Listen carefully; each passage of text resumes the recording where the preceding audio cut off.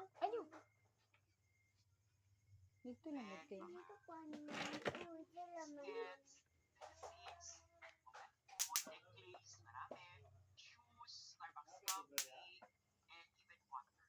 So, what maybe a one for one person, maybe a necessity for another Tarong na person. ba? So, for Ayabo example, na. let's take a look at tinatawag natin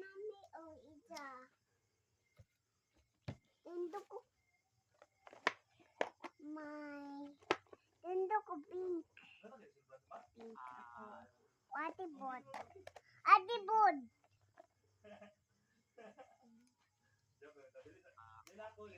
Balon na ko pink. tawag nating computer,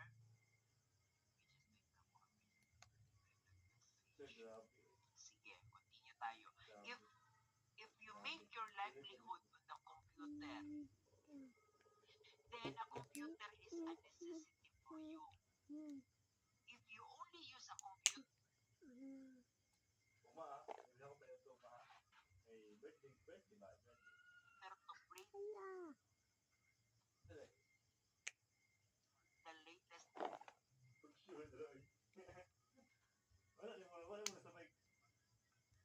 online games, then it isn't. No?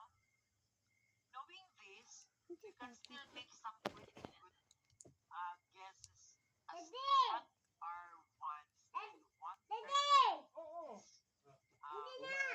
most of the people. Halimbawa, shoes, water, mga bed, mga car, mga lunch, mga medicine, beds, not be so Daddy, pervasive. unti na yung dawag, Daddy. A large apartment, Hindi daw. computer, mga mobile phone, Man, may or hindi. may not qualify as Ha? depending on the particular circumstances, no? While the designer Kinsa na? suit, mga ice cream, mga lottery tickets, mga Starbucks Ambil ang mga box mo. mga Mat dahil na sa. P6. Nga kay nangita mo kung mupulis ako siya. Siya. Kay solve mo po ng P6 pod. Yan kay physics. Siya anay P6. Hmm. And then kaya naman po niya ikuha ng math 8. Siya. Nga naman, ang sangi puli de sa mga subject. Human movement. Marag PE gyapon sa 11. Hmm. Human movement pero 1.5 hour per day. Di na sa parang once a week. Regular gid siya nga ano, Hmm. regular class. So okay ra. You have placed yourself in a position Isulod ka. Ikaw lang mo. simply asking yourself whether or not an item or service Hmm. you are about to purchase Di paligid lang ni mama. need or merely a want. So now let's Ayuda. cut Dara. down Wala na ayuda. Mabasa man na diha. Yun oh. Pwede. Sige, mabali oh.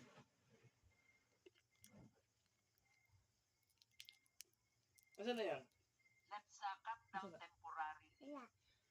How to budget? on the Kan man eh. Kana sa maan. Oh. exist in life and stick on a lean budget in order for us to live Principal mo gina yung kuwan din.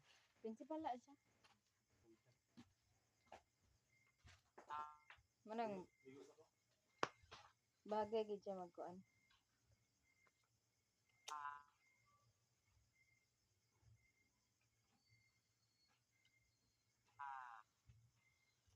another is develop an envelope system. Ano ba itong envelope system na ito? So, halimbawa, developing and living by a household budget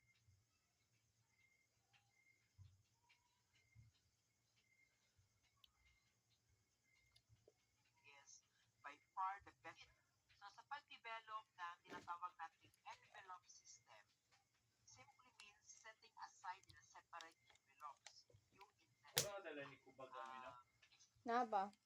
Yan pa kana ko. Wala na ba itom? Di ba pa na Hmm. itom? Duha man akong ipalit. expenses. So this way, there are some categories that are easy, no? For example, mga renta, mga mortgage payments, mga utilities, car payments, no? But think hard about the other categories by going back to the Wala. next section as a block payment, mga eating out, mga Pink. healthcare, vision, books, Di ba na ito plywood dira allowances, itong iagi? movies, etc. And even software and games, to name a few.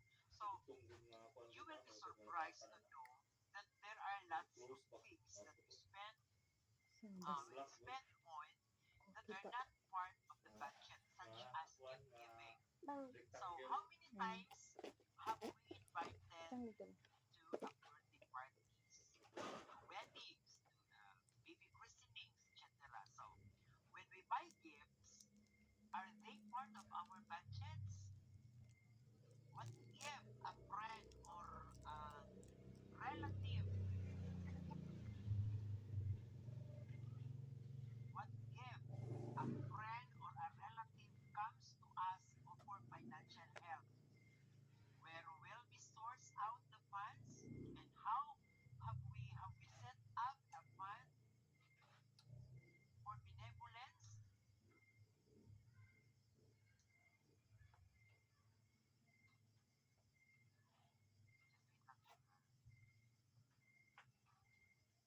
Taon ko jabon biyutas, mami, no? Not an issue or control or even distrust. So this is just practice. Open.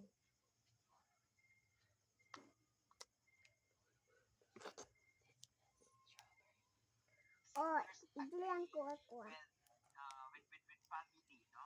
So this really helped us in everything. There are really power in agreement. So aside from that, we have set aside mga iba't ibang mga allowances. So for example, yung ang kasama, no? He has 3,000 a month. I also have 3,000 a month. This is on top of the average budget on the daily every week. So we can spend our individual budget with, for example, 1,000 pesos. And any time of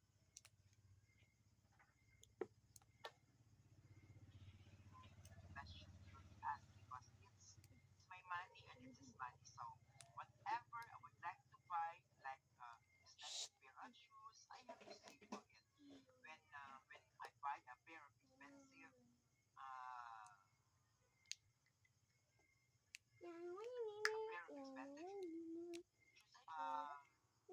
it was Open niyo mo. tinatawag natin according to the budget we have agreed on. Ando ko ada, anak. Friends, there are just some of the examples. There are many other No. examples that are needed. So we have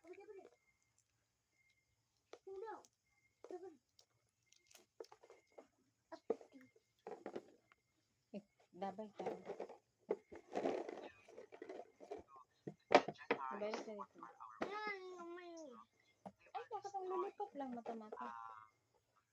your budget. So now is Kana. go to the nearest office supply store and buy a box of white envelopes. So take them out and label label one for each of your budget categories. Then write on each Ate tayo, envelope the dua amount mil, you have dua. budgeted Ayaw na for kayo na that sa akin. category.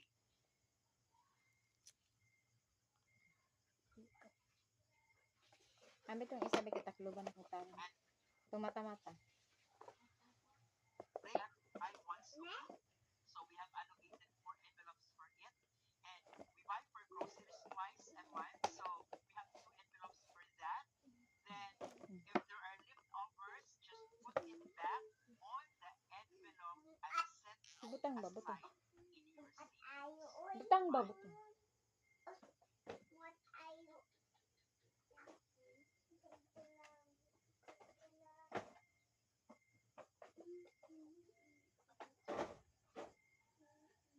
So, ganoon yung tayo cut down Be. mga expenses. Just wait.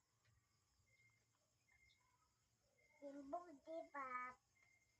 Dimbaw. Ate, Di man one. hindi ka unon. Ma'am is man. Ako lang daw na naol.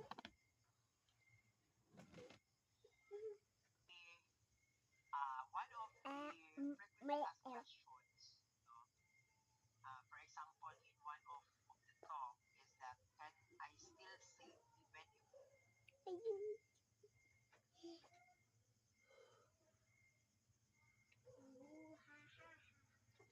Oo, I will go, go back to the basic woman, but how much money you save? Mia. And Mia. there are so many ways Tangawa. that you can already save, Ay, no? ate, By kauran ka just sa cutting down amigas unya. in Tingala ka our burot na po. Ang mata ni iyang mo na mo na. Let's go Kay? through the list. For example, you have in your list no, kung nag-list tayo, meron kang tinatawag dyan na TV. Can we take that off? Yes. So that is an even additional 500 pesos a month in savings and multiplied by 12 months, that's 6,000 pesos off your budget in a year. So you want to slash another item in your Ay, budget, blenda. electricity. So you are paying 2,000 pesos a month, probably Mami, because huh? you have an air conditioner. Ticket. So minimize the use of the air conditioner and your I bill don't might go down by 500 pesos. That's an additional 6,000 pesos Kuya no. savings per year Yang. on your budget. From these two items alone, you would just save 12,000 pesos a year. And you can look at your expenses for beauty, parlors, and even barbers. So you can try cutting down the number of times you go to the parlor or the barber. There are a lot of things that you can cut off in your list. No? Groceries instead of buying foreign brands. Ay, You buy the local ones that Oh, that are ito much sa amin. cheaper. Go to your room. And now here's Mami, klase na. another tip. Do you go to the office instead of eating out during lunch Ito. break? What you can do Iya na, is to gawas ang bring dito. your own lunch bags. So always remember that there are three things that we can do in our lives. First, let's focus on the solution rather than on problem. Remember, if we are not part of the solution, we are part of the problem. Second, believe that God will provide and that He will give us opportunities. And lastly, in order for us to have more money, cut down on expenses. So I challenge you, you can cut down on your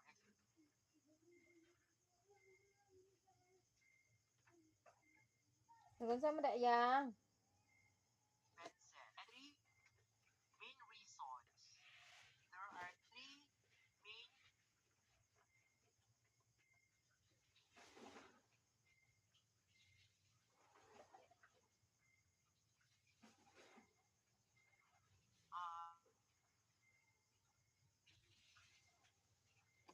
reason is legalism. So let's discuss each one separately.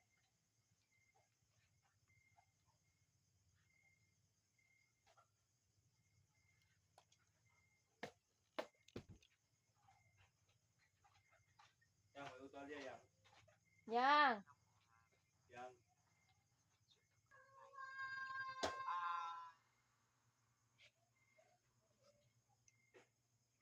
You just do it. No? So you may say you just don't feel like doing it. You just do it. No? So keep all your receipts, write all your expenses in a notebook. That way you can keep track on your budget whether or not you are still within bounds. So I myself keep all my receipts. Bakit? For one, I use them for income tax purposes. Kasi may mga mag-business tayo. So therefore, natin the receipt. Secondly, I want to know how much I used it. So, the major problem about budgeting or any other endeavor is starting something but not following it through or not sticking to it. So, well, that's the characteristic of Filipinos. That's what they call uh, uh, ningas ugol. No? Ningas ugol. So, let's break the habit.